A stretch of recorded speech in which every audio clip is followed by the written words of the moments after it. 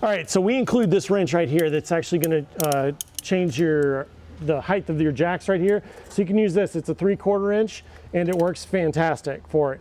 Another option that people do as well is they'll do a power drill that will allow you to do exactly the same thing with a 3/4 inch attachment on it, just like that. We just do not want you using an impact drill because that shuttering action shears that pin in there every single time, and then you're calling for a shear pin. So let's keep away from the impact drills, but a normal drill, this is a brushless, it works fantastic for it. Will work great. So what I'm going to do now is actually get this head a little bit more level, because we're just about there. The other side's about at 3 inches up. I'm going to bring this one up just about 3 inches as well, and it'll get this thing more leveled out. And you can kind of see how that works as I do this. I'm going to over exaggerate it so you guys can see how it pitches it up. So we're going to bring it down to about 3, and that's going to get us more on the same plane as what we've got coming in here. And no worries if you need to change it, because you can actually do a couple different things. So once we get it in here to establish that, then if we need to change the pitch a little bit, that's fine. You want to try and get this in as far as you can here, but we should be able to get it in pretty much straight away. So another thing to keep in mind is you want to keep this head straight here as well. So if it's to the side like this, you're not going to have much movement and it kind of binds up. If it's straight here, it actually does give you, see this movement it allows you to do? That's what we want to do, because it's not always an exact science getting this guy in there. So that's what we want to do, make sure these are straight and lined up. You've got a good go into it, and we will go from there.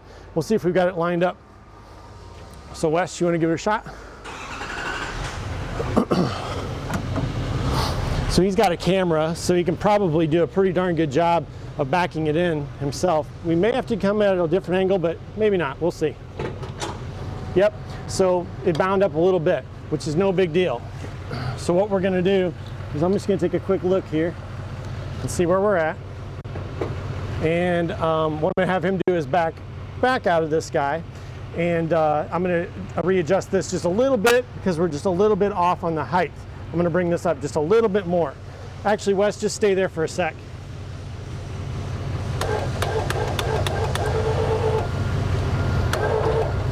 You can see how it just released right there. That's allowing it to actually go inside there. So bring it back a little bit more, Wes. Whoop. See how it's going to the side? At that point, you just stop, because we do not have it at the right location. So it's not where it needs to go in at here. So we are gonna just start over. Don't try and fix it, any of that stuff. If it starts to go to the side like this, just say no more, pull it back out, and we'll come back at it in a minute. So I'm gonna have you pull back out, Wes. All right, so on this one, you can see, and I want to do this by design so that you guys can understand, we're about, I don't know, 2 inches off to the side here. So what's causing it to do is move to the side when we do that. He'll kind of camera it on here. So you see how we're not coming in straight? So that's why it's important. So I'm gonna have him move up, and we're gonna move to the left a little bit and then come back in this, so that we're coming in straight on in this guy. It's gonna make life a lot easier on both of us for sure. So Wes, if you wanna pull up, and there you go.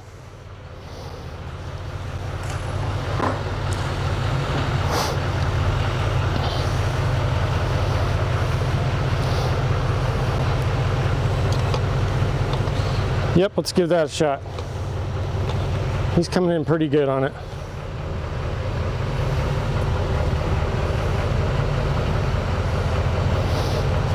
Perfect.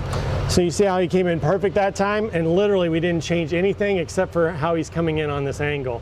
That's easy as it gets. You can see it's not quite all the way in here. That's fine. Even if you're almost all the way in on this, as long as you're able to take these guys, latch them over, you can pull this the rest of the way in. So don't worry about getting it all the way flush. As long as you can get it close enough to get these over-center latches around this guy, you can just pull that sucker the rest of the way in, and you're gonna be golden every time. There's that pop. And there's that pop too. And don't forget your linch pins, which we put up here. Flip down, and we are hitched up. So now what we're gonna do is take the time to look at this and see, and yeah, as I thought, we're a little high on this guy, obviously, because we've still got it on here. So once we take the weight off of this and put it on this, we're probably gonna sink. This settles about 5 inches is what we thought. So it's gonna be, I don't know, that's about 6 here. I've got my tape measure. So you know what, I'm gonna go the second one in here. Notice the chains are routed in between these bars. Has to happen. It's like #1 on the list. We've got it like highlighted in yellow. We even got a page in the manual dedicated to exactly that. These have to be in between these bars.